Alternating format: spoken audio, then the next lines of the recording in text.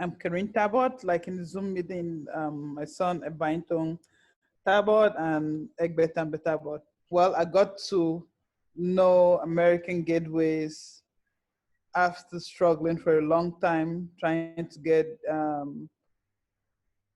lawyer for my immigration case that was currently going on, up to the point that I was almost giving up.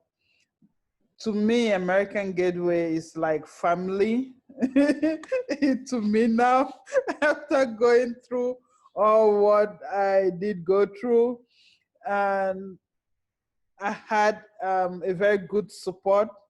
Whenever I needed help, there was always somebody there to reach out to, no matter what time. So to me, it's like family now.